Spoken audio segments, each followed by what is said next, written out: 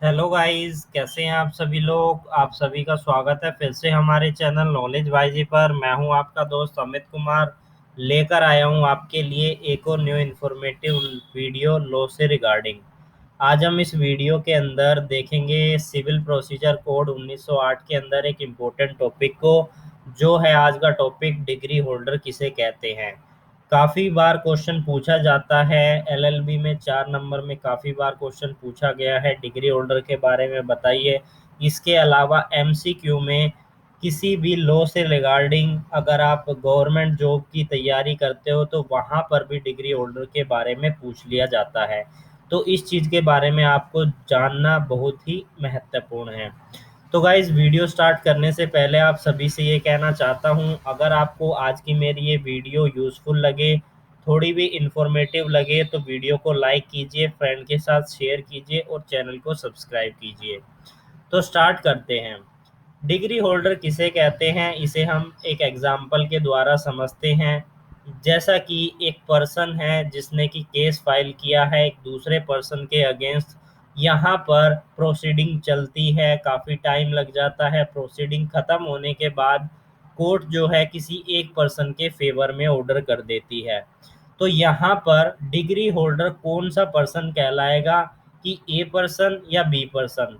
दो पार्टी है, यहाँ पर ए ने केस किया बी के अगेंस्ट, तो यहाँ पर किसको डिग्री होल्डर माना जाएगा। तो लॉ के अंतर्गत यह बताया गया है कि जिस पर्सन के फेवर में ऑर्डर किया जाता है उसे हम डिग्री होल्डर मानते हैं।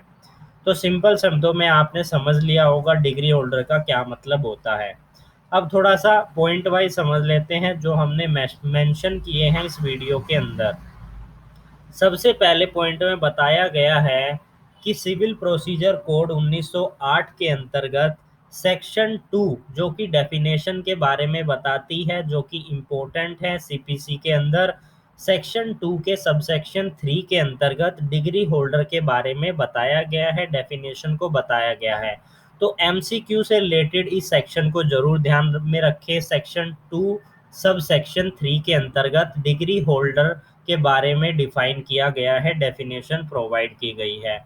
दूसरे पॉइंट में बताया गया है डिग्री होल्डर का मतलब होता है वह पर्सन, वह व्यक्ति जिसके फेवर में कोई डिग्री या कोई जजमेंट पास की जाती है या कोई ऑर्डर पास किया जाता है, capable of execution has been made. यहाँ पर डिफरेंट सिचुएशन हो जाती है। इसमें डिग्री होल्डर को तो हमने समझ लिया है, इसके अलावा हमें डिग्री के बारे में भी पता होना चाहिए। मेनली दो तरीके की डिग्री बताई गई हैं लॉ के अंदर। डिग्री को दो पार्ट में डिवाइड किया गया है, एक है प्राइमरली डिग्री, एक है फाइनल डिग्री। प्राइमरली डिग्री कौन सी डिग्री होती है। प्राइमरी डिग्री के अंतर्गत कोर्ट किसी प्रोसीडिंग के अंदर डिसाइड करती है कि अभी उसको एक ऑर्डर पास करना है जो अभी की सिचुएशन के लिए ज़रूरी है, लेकिन कुछ महत्वपूर्ण पॉइंट्स पर बाद में भी डिस्कशन या इन्वेस्टिगेशन की जा सकती है अगर कोर्ट के द्वारा प्राइमरी ऑर्डर या डिग्री पास की जाती है। दूसरी होती है फाइनल डिग्री। फाइनल डिग्री जो पास की जाती है कोर्ट के द्वारा, उसके बाद कोई भी इन्वेस्टिगेशन नहीं की जा सकती। तो इन बातों का ध्यान जरूर रखिए, क्योंकि डिग्री होल्डर की सिचुएशन में कुछ ऐसे भी पर्सन हैं जो कि किसी मुकदमे या किसी शूट या किसी केस की पार्टी नहीं होती, लेकिन उन्हें फिर भी डिग्री होल्डर मान लिया जाता है, जिसको अभी हम समझेंगे एक एग्जाम्पल के माध्यम से। जैसा कि थर्ड पॉइंट में लिखा गया है, after read this definition it clearly observe that a degree holder need not to be a plaintiff. यानी कि हम डिग्री होल्डर को प्लाइंट सॉरी प्लेंटिफ मानकर हम उसे ये नहीं कह सकते कि वो डिग्री होल्डर होगा, कि प्लेंटिफ है तो डिग्री होल्डर है और डिफेंडेंट है तो जजमेंट डेप्टर है। हम ऐसा कंसीडर नहीं कर सकते, क्योंकि डिग्री होल्डर के को हम तभी मानेंगे जब जज या किसी कोर्ट के द्वारा किसी पर्सन के फेवर में अगर डिग्री दी गई है तभी वो डिग्री होल्डर कहलाएगा, ना कि प्लेंटिफ के नाम से वो डिग्री होल्डर कहलाएगा या डिफेंडेंट के नाम से वो डिग्री होल्डर कहलाएगा। यहाँ पर कोई भी डिफेंडेंट और प्लेंटिफ दोनों में से कोई भी डिग्री होल्डर बन सकता है, अगर कोर्ट या जज के द्वारा उसके फेवर में कोई ऑर्डर या डिग्री पास की गई है तब। फोर्थ पॉइंट में एक एग्जांपल दिया गया है कि ए एक पर्सन है जिसने केस फाइल कर दिया बी के अगेंस्ट डिवोर्स से रिलेटेड। अब डिवोर्स में भी बहुत सी सिचुएशन आ जाती है, जब इस सिचुएशन में तो इनका बेबी नहीं हुआ है, लेकिन जिस सिचुएशन में किसी हस्बैंड और वाइफ का चाइल्ड हो जाता है, तो वहाँ पर different type of questions arise हो जाते हैं।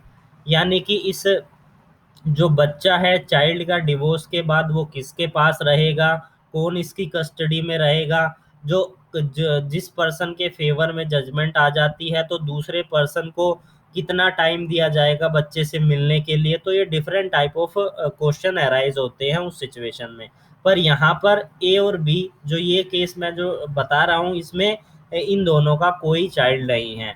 तो इस सिचुएशन में कोर्ट जो है डिग्री पास कर देती है ए के फेवर में, यानी कि ए को हम यहाँ हस्बैंड मान रहे हैं और बी को यहाँ हम वाइफ मान रहे हैं। तो जिस पर्सन के फेवर में जजमेंट दी गई है, यानी ए के फेवर में दी गई है, उसे कंसीडर किया जाता है डिग्री होल्डर। और जो डिफीटेड पार्टी होती है, यानी जिसके अगेंस्ट में जजमेंट दी जाती है, वो होता है जजमेंट डेप्टर। अगली वीडियो में हम जजमेंट डेप्टर के बारे में थोड़ा डिटेल में समझेंगे। इसके बाद नेक्स्ट पॉइंट आता है इसी प्रकार, where a degree for specific performance is pass.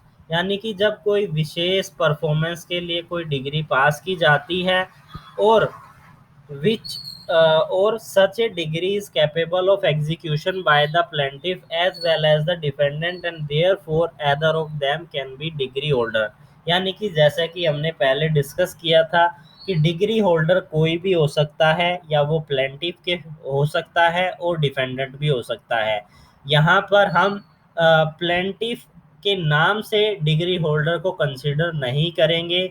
यानी जिसके फेवर में जजमेंट दी गई है, चाहे वो प्लेंटिफ के फेवर में हो या डिफेंडेंट के फेवर में हो, हम उसे डिग्री होल्डर कंसीडर करेंगे, और जो अपोजिट में होगा उसे जजमेंट डेप्टर कहेंगे।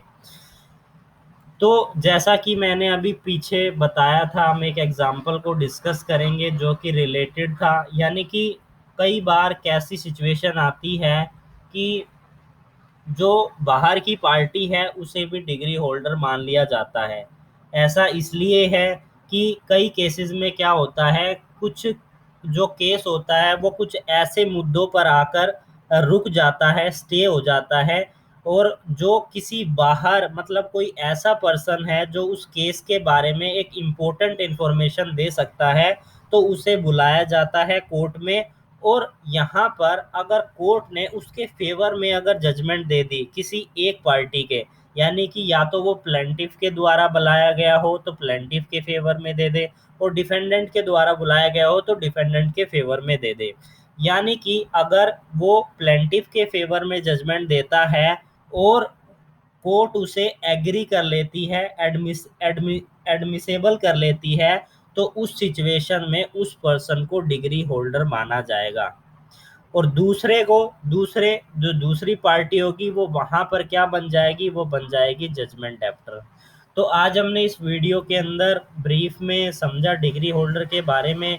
आई होप आप सभी को समझ में आ गया होगा। अगर आज मेरी यह वीडियो आप सभी के लिए इंफॉर्मेटिव और यूज़फुल लगी हो, थोड़ा भी समझ पाए हो मेरी इस वीडियो से, तो वीडियो को लाइक कीजिए, शेयर कीजिए फ्रेंड्स के साथ जो लॉ से रिगार्डिंग अपनी नॉलेज को बढ़ाना चाहते हैं या लॉ के स्टूडेंट हैं। तो फिर मिलते हैं एक न्यू लेक्चर में, तब तक के लिए जुड़े रहिए अमित कुमार नॉलेज भाई जी के साथ। चैनल को सब्सक्राइब कर दीजिए।